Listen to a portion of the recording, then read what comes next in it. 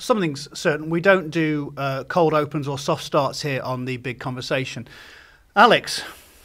Well, I am glad to begin on a point of agreement with you, Ben, that yes, if there is no God, there is no free will. But I think that's because of the truth of the latter of those statements. That I suppose the biggest criticism that I made of you in a video response that I made to the atheist delusion, and this show does seem to have an extraordinary capacity for putting me face to face with people that I've been talking smack about online. So thanks again. By the way, I should say it's a great video, and everybody should watch it if they haven't. Well, I'm going to put that in the description. I think that glowing endorsement.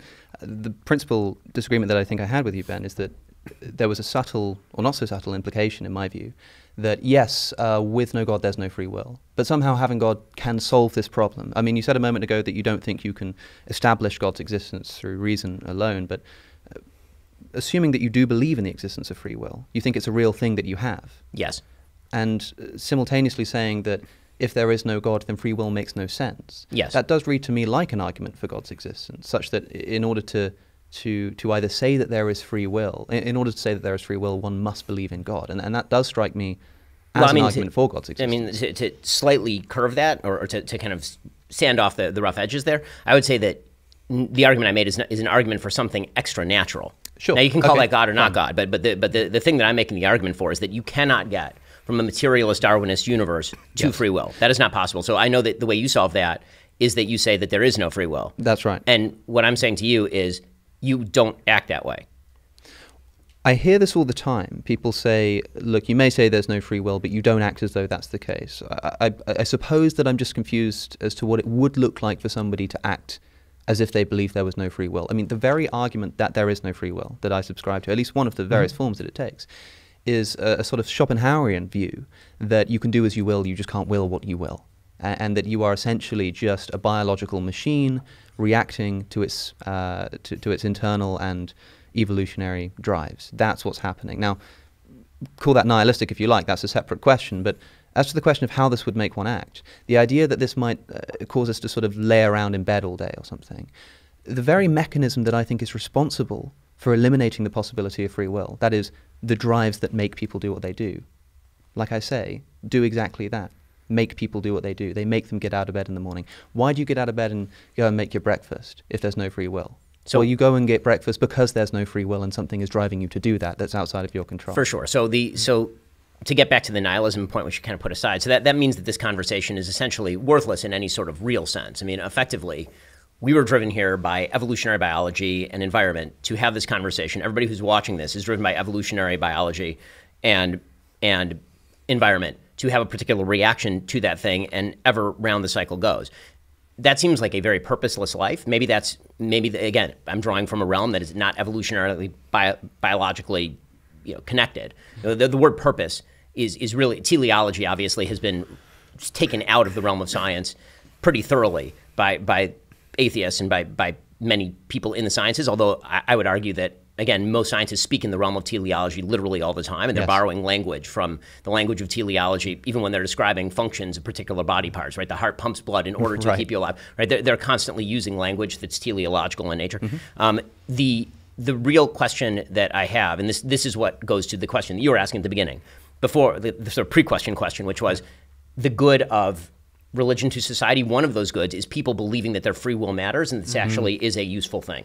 So I believe that it is deeply important for people in society to believe that they have the capacity to change themselves and to make different decisions than what biology would drive them to do. So you say, well, it's biology that drives you to get out of bed in the morning, which is almost Calvinist in sort of the way that it's described, right? It's like you're predestined to get out of bed in the morning, so thus you get out of bed in the morning. But the reality is that we are constantly making decisions as though those decisions make a difference in the universe.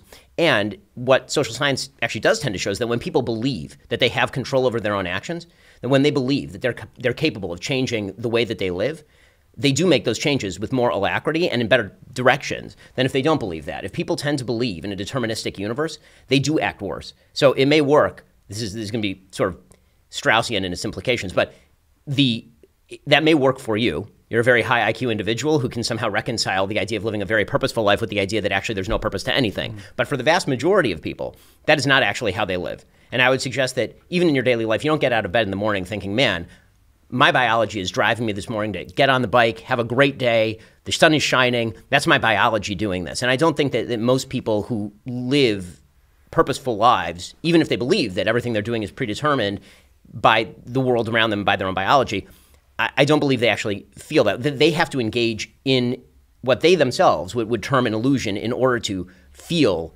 a sense of purpose and meaning in their lives. Of course, but that's what the evolutionary process, in my view, in my worldview, I should say, has done so well, is provide precisely that illusion. I mean, it's not as that, I mean, you say, look, you don't get out of bed in the morning thinking, gosh, you know, look at my biological My neurons drive. are firing, yeah. Of course not, because if I did, then the whole evolutionary purpose that this illusion serves would fall away. I mean, you say that this is a fairly purposeless life, and perhaps you know, the implication is that it's a bit of a depressing one. I didn't come here to inspire optimism in people. I just think it is in fact the case. By the way. It is in fact the case that free will doesn't exist, and we may feel very nihilistic towards that, but as a wise man once said, facts don't care about your feelings. And I will say that the argument against free will, in my view, is based upon something broader than just scientific analysis or empirical research. Rather, we can build an argument, I think, from a law of logic, the proposition that P must either be true or false, and it can't be both, it can't be neither. It has to be one or the other. Now, this law of the excluded middle, one of the foundational precepts of philosophy, we can simply ask a question of any kind of mental activity, and this will be regardless of whether it's material or immaterial. That's what makes this a crucial argument, and an important one, a pertinent one, is that you can ask of that mental activity, is it determined or is it not? That is it determined by anything else, or is it completely undetermined by anything? If it's undetermined by anything, then it's random, and you're by definition not in control of that which is random. If it's determined by something, then it's either determined by something further inside your mind, or inside your brain, or indeed inside your soul, or it's determined by something external to your brain. If it's determined by something external to yourself, I should say yourself rather than your brain here to rid this conversation of any implicit materialism, exterior to yourself, if that's what's determining the action, then clearly you're not in ultimate control of that action. If it's something inside of yourself somewhere, then all you do is push the problem back and you ask the question again, is that thing determined or is it indeterminate? So indeterminate, it's random. Determined, you keep going back until you either terminate in something outside of the self, something, or I suppose something undetermined and therefore random, either of which you are completely out of control in. If you say that it terminates in something like a soul, people like to do this. They say, well, look, with a religious philosophy, we have the benefit of introducing a soul. That doesn't solve anything. Because you still need to, it's not a matter of having to explain the mechanism by which the soul brings about actions. That may well be a mystery. But if it is the case that whatever it is that's doing that is either determined or it's not, and that if it's not, it's random and therefore out of your control, and that if it is, it ultimately terminates in something outside of yourself or something random, and both of which are out of your control, free will cannot exist. Well, so I would be careful. That argument does rely on the complete deconstruction of the self. Right? I mean, you're using the term self in this argument in, I think, a couple of different ways. You're saying something outside yourself, but then you're breaking down the self into a bunch of separate components as though the self is a computer. Right? As though if you took the self and you broke it down into a machine, and there's like the microchip, and you've got the processor, you've got all these different parts of it. So it has to be coming from here, or it has to be coming from here. But I think the very idea that we have of ourselves as selves is as a deciding being. And so the attempt to carve that down into, so which parts of the deciding being, that is an avoidance strategy. So I don't think that the argument quite holds. Well, if we can call the self just a deciding being, call it a deciding being, then that sort of fundamental assumption that we make about the nature of the self, I don't think is going to be incompatible with atheism. How so?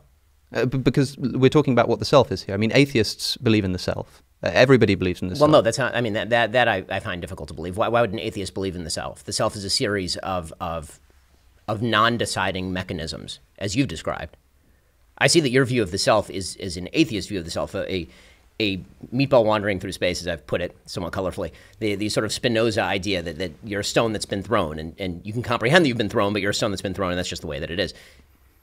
Why would there be in atheist philosophy such a thing as a deciding self? The deciding being is external to the idea of an evolutionary cause, because the very word deciding suggests uncaused decision making, and you've just excluded it through your own philosophy. Uncaused decision making I suppose it's a concept that I think is unintelligible, and therefore, if there is an unintelligibility of the self on atheism, I suppose the thrust of the criticism that I made to essentially every point you made in that video, except for the argument from motion, is that what you're saying to me, if it applies to atheism, I think simultaneously applies to theism as well. How so? An uncaused decision. I mean, what is the process by which a decision is made? But now you're falling into the same sort of argument that I excluded at the beginning, which was I said that the beauty of religion is that there's a bunch of stuff I don't understand.